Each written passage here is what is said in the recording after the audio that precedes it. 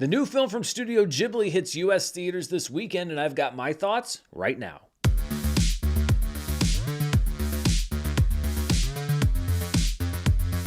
This review is brought to you by Uncommon Goods. Go to uncommongoods.com/Dan to get 15% off your next gift, and stay tuned after this review for more info.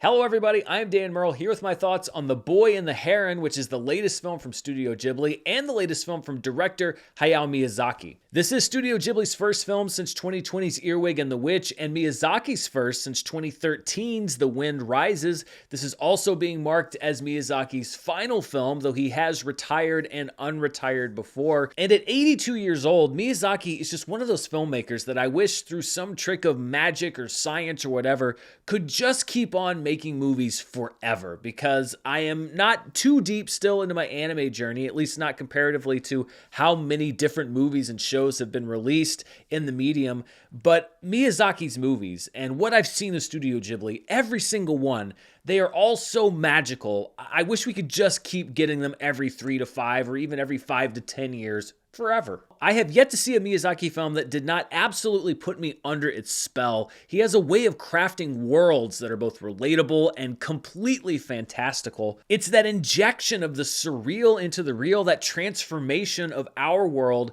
into something completely new that really just gives Miyazaki this magnetic pull for me. I know that I'm kind of a newcomer when it comes to Miyazaki fandom, but I just really like his movies. The Boy and the Heron, which is reportedly drawn heavily from Miyazaki's own childhood, was initially marketed in Japan without a trailer or any sort of synopsis. So in that spirit, I'll just give you the briefest of overviews about the movie. It's about a young boy named Mahito who moves to the countryside with his father after a personal tragedy. Left mostly to himself in a big house with sprawling grounds, Mahito discovers a world that's both mysterious and perhaps connected to his own life in ways that he could never have imagined. The rest of the movie I won't really go into, not because The Boy and the Heron is full of twists and turns, but because the movie itself is so much about the discovery of this world and the fact that every time this movie turns a different corner, there's something else new and mysterious and beautiful, sometimes grotesque, sometimes a mix of both of them, that very few films or directors are really able to conceive of or convey. It's a movie that mixes darkness and light,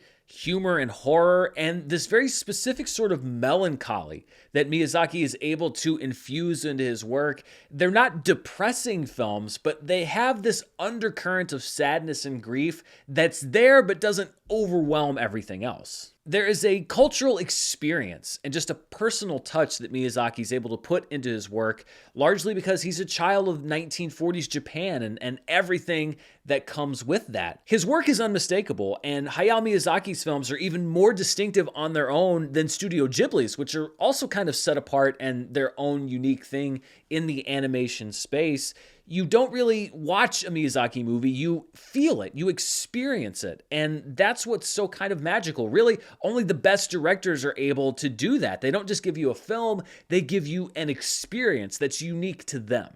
The animation in The Boy and the Heron, it goes without saying, is absolutely spectacular. There are not many animators that are still working in the hand-drawn medium, but this movie is a great example of why hand animation must endure. Anyone who just paints all animated films with a single brush and says like, well, they're all the same, should have to sit down and watch a hand-drawn animation movie like this, a stop-motion animation movie like the ones that Leica makes, and a computer-animated film like the ones that Pixar makes, and then maybe you could understand the tactile, tangible difference and the different effects that you can have with different forms of animation. The colors in this movie swirl and meld together in what appears to be a combination of watercolor, ink, paint, and what other media Miyazaki and his animators choose to use. And the results are up to the standards that you would expect from Studio Ghibli and some of their best work. Because this is potentially Miyazaki's last film, and because it was apparently drawn so much from his own life and his own childhood specifically,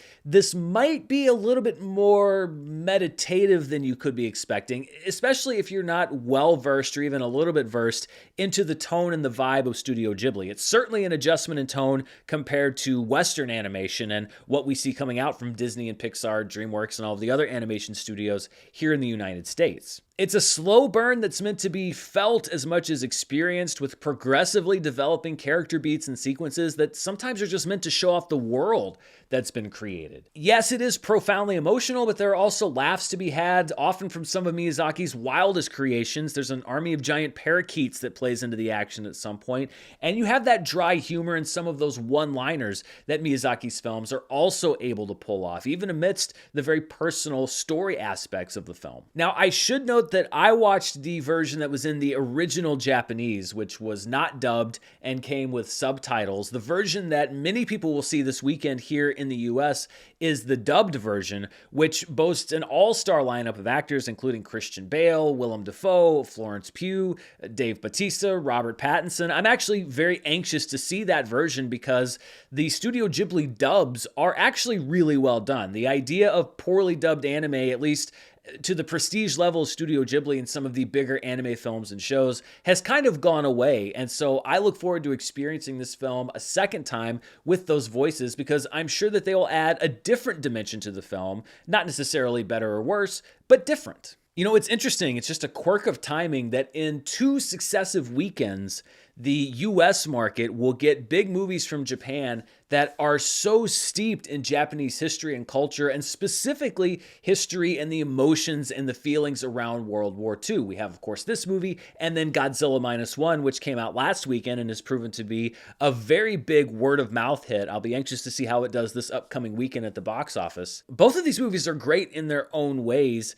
and they're also examples of how a studio and a group of filmmakers can take a brand or a character like Godzilla that's been around for decades and keep it true to itself, keep what people like about it, but also make it applicable to their own lives or histories or culture and share that with the world. It's proof that things like monster movies and animated films don't have to be dumbed down to the lowest common denominator. They can merge art and commerce in a way that everybody can be happy with. When I kind of step back and think about the movies I've seen from Miyazaki's filmography and from Studio Ghibli's filmography, is The Boy and the Heron my favorite? I wouldn't say that necessarily, but that's not a downgrade on this movie. That's really just a compliment to the high level of filmmaking, specifically from Miyazaki as a director. And that doesn't change my opinion on the movie, which I think is one of the best animated films of the year, and honestly, one of the best films of the year. So on my personal scale, I'm going to give The Boy and the Heron a rating of See It Now. I think it's essential if you're trying to find the best films and the most unique films that are being made this year. If you have never seen a Studio Ghibli movie, you might want to watch one or two, like My Neighbor Totoro or Spirited Away or Castle in the Sky, something like that, to kind of understand perhaps what you're in for. Or maybe this could be your first experience on a big screen or otherwise with a Studio Ghibli and a Miyazaki film, in which case you're still in for a treat. But it's a movie that I really, really enjoyed, and I enthusiastically endorse it. So those are my thoughts on The Boy and the Heron. What do you think? Are you going to be heading out to theaters to see it this weekend? Let me know down in the comments below. And before we go, I'm going to thank the sponsor for this review, Uncommon Goods. You know, it's never too early to start crossing people off your holiday shopping list, but some people are so hard to buy for, and you want to find that incredible original gift that's perfect for them. Uncommon Goods has creative gifts, often handmade by independent artists, that are so much better than last-minute desperation buys, and will let your loved one know that you took the time to pick out something special just for them. I couldn't resist and actually gave Mara her gift early. It's a scarf covered in different mathematical equations that was absolutely perfect for her and her background in physics and engineering. And I can honestly say I've never seen anything like it anywhere before. Uncommon Goods looks for products that are high quality, unique, and often handmade or made in the US, and it's not just about things you can put in a box. You can also gift an Uncommon Experiences virtual class. Those classes range from tarot card reading to lunar astrology charting, charting, cooking, mixology classes, and so much more. From art and jewelry to kitchen, home, and bar, Uncommon Goods has something for everyone, and with every purchase you make at Uncommon Goods, they give back $1 to a nonprofit partner of your choice, and they've donated more than $2.5 million to date. To get 15% off your next gift, go to uncommongoods.com/Dan. That's uncommongoods.com/Dan for 15% off. Don't miss out on this limited time offer. Uncommon Goods, we're all out of the ordinary. Thanks to Uncommon Goods for sponsoring this review, and thank you for watching it. Be sure to stay tuned right here for more movie news, reviews, box office, and more. Until next time, stay safe, and I'll see you then. Bye.